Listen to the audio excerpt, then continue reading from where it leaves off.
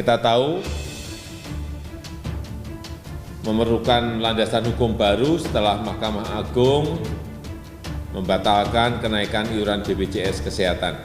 Hanya pemerintah memberikan gratis PLN misalnya, tapi di sisi yang lain BPJS ditekankan gitu. Tepat atau tidak terkait asumsi kenapa Jokowi ngotot naikkan iuran BPJS? Sebagai bahan dalam diskusi ini, saya kutip dari sewo.com. Jika alasannya adalah untuk melatih rakyatnya agar tidak menjadi manja, sepertinya kurang tepat menurut saya.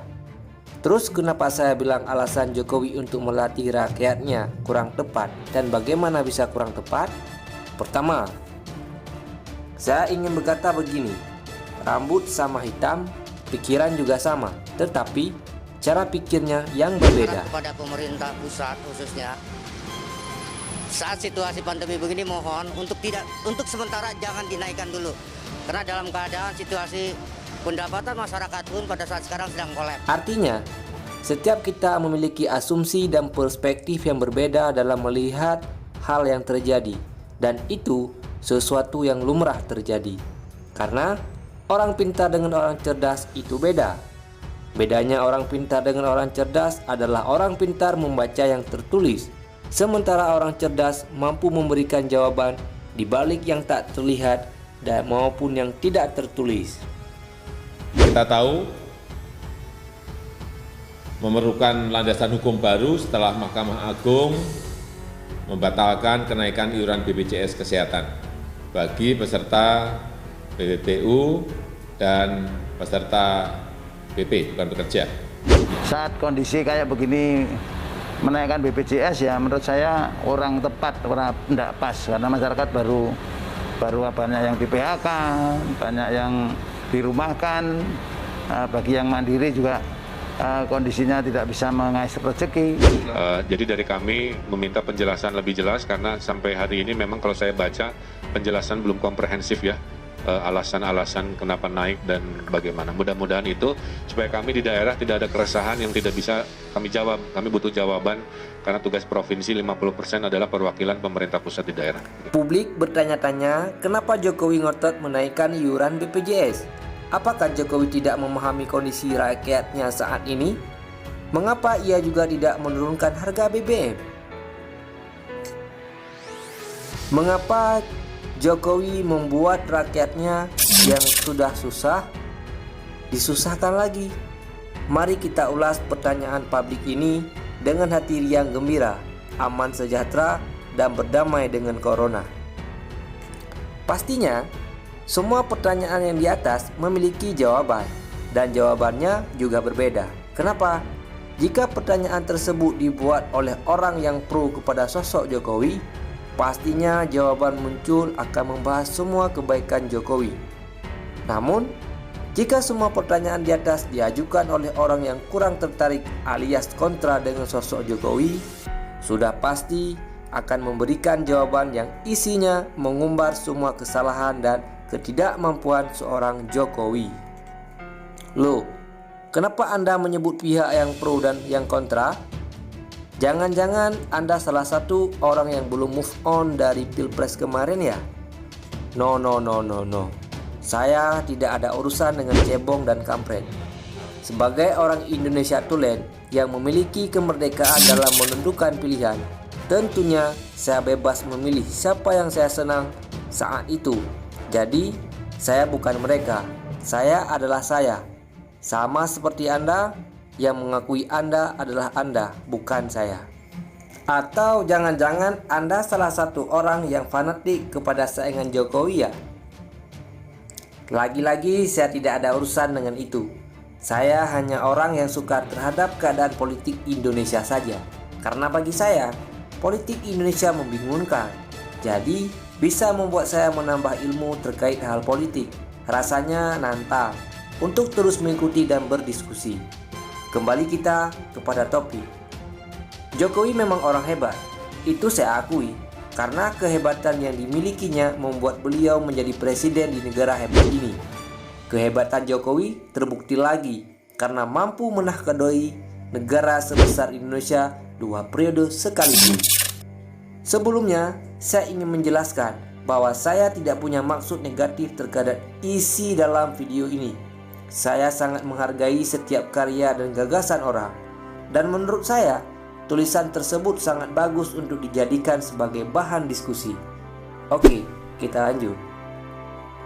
Karakter kuat Presiden Jokowi adalah tangguh, bekerja keras, dan mandiri. Pantangannya adalah tak tergantung pada orang lain. Ia bukan tipe orang pengemis, peminta-minta, atau mengharap belas kasihan. Ia malu kalau ia menjadi beban. Baginya, lebih terhormat makan tempe dari usaha sendiri daripada makan lobster hasil dari meminta-minta atau belas kasihan dari orang lain. Karakter kuat inilah yang menempatnya menjadi pengusaha tangguh, kuat dan mandiri. Hal ini juga membuat dirinya kuat melakukan belusukan di tengah rakyat siang dan malam. Karakter tangguh, mandiri dan berjuang tanpa bergantung dari orang lain, ia turunkan kepada anak-anaknya. Bagaimana menurut Anda setelah membacanya? Nanti saja, kita lanjut lagi. Lihatlah putra-putri Jokowi. Adakah yang menebeng dan memanfaatkan jabatan ayahnya? Sama sekali tidak. Mereka semua bekerja dan menekuni usaha sendiri. Tak peduli hanya pengusaha pisang goreng atau martabak, yang penting halal dan bisa memberi kehidupan. Dalam keluarganya, Jokowi sudah menanamkan kuat-kuat dua karakter ini. Pertama, Anda harus berjuang mandiri tanpa bergantung pada orang lain. Kedua, Anda tidak boleh menjadi beban bagi orang lain dan menjadi peminta-minta. Dua karakter inilah yang mempengaruhi Jokowi ketika ia menjadi wali kota, gubernur, hingga saat ini menjadi presiden. Lalu mengapa ia ngotot menaikkan iuran BPJS? Alasannya sudah sangat jelas. Setiap tahun puluhan triliun APBN habis untuk mensubsidi defisit BPJS. Duit puluhan triliun ini menggoroti dan membebani uang negara. Ini berarti negara terus menyuapi dan memanjakan rakyatnya yang tidak pernah mandiri. Jokowi amat muak melihat praktek ini. Pertanyaannya adalah, tepatkah saat ini iuran BPJS itu dinaikkan? Jawaban dia tepat. Saat ini penerimaan negara dari pajak anjlok. Demikian juga bulan-bulan mendatang. Pemasukan negara semakin kering korontang. Sementara itu subsidi untuk BPJS terus membengkak, apalagi di tengah pandemi. Ini jelas mencekik APBN yang sudah mulai sekarat itu. Tak bisa dibayangkan perubahan postur APBN 2020 setelah dihantam corona. Yang mengkhawatirkan adalah defisitnya berapa.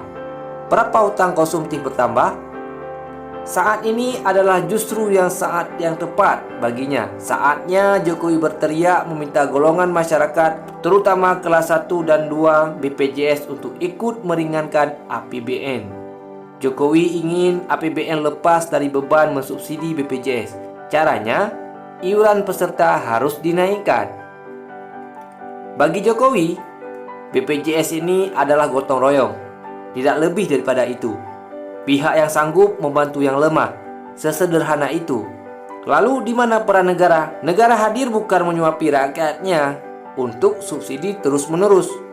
Jika nantinya negara sudah kuat, makmur, banyak duit seperti negara maju, bolehlah menggratiskan pengobatan kepada rakyatnya. Tetapi saat ini bukanlah saat yang tepat. Jika Jokowi ngotot menaikkan iuran BPJS dan lagi akan dibatalkan MA, itu karena karakter Jokowi tidak mau rakyatnya menjadi bangsa yang disubsidi terus.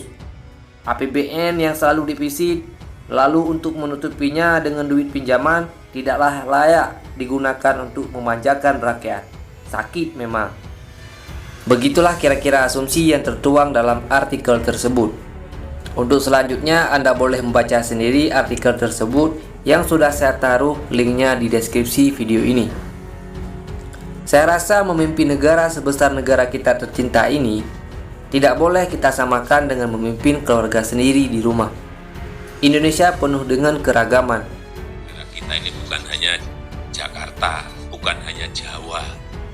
Dari Sabang sampai Merauke, dari Miangas sampai Pulau Rote itu ada 17.000 pulau, 514 kabupaten dan kota. Nah, karena keberagaman inilah menjadi tantangan terbesar bagi siapapun yang menjadi pemimpin dalam memimpin negara ini. Mengenai Presiden Jokowi yang kembali menaikkan harga iuran BPJS, tentunya beliau bersama kabinetnya sudah memikirkan semua aspek, baik itu positif maupun negatif. Tetapi menurut saya, jika dipertanyakan kepada ratusan juta jiwa rakyat Indonesia, maka jika boleh saya berandai-andai bahwa 70% menolak dengan keputusan tersebut. Asumsi saya begini loh teman-teman. Masih ingat siapa nama Ketua Mahkamah Agung yang menolak kenaikan iuran BPJS saat itu? Kemudian saat ini seingat saya, Mahkamah Agung sudah dijabatani oleh ketua yang baru, tapi itu nanti saja. Dan jika boleh saya berandai-andai lagi, Ketua Mahkamah Agung yang baru ini sepertinya akan menyetujui terhadap landasan hukum terbaru yang diajukan oleh pemerintah terkait kenaikan iuran BPJS ini. Ya, bicara ada warga yang gugat uji materi, itu sah-sah saja. Sama seperti saya dan Anda semua dalam berasumsi. Walaupun gugatan pada sebelumnya pernah dikabulkan oleh Mahkamah Agung dengan menolak iuran BPJS naik karena beberapa alasan hukum, tetapi gugatan warga kali ini bakal berbeda sepertinya. Semoga saja ada jalan terbaik bagi kita dan bangsa kita dalam menyelesaikan setiap permasalahan yang terjadi. Dan semoga saja kita dan negara tercinta ini selalu dalam lindungan Allah Subhanahu wa Ta'ala.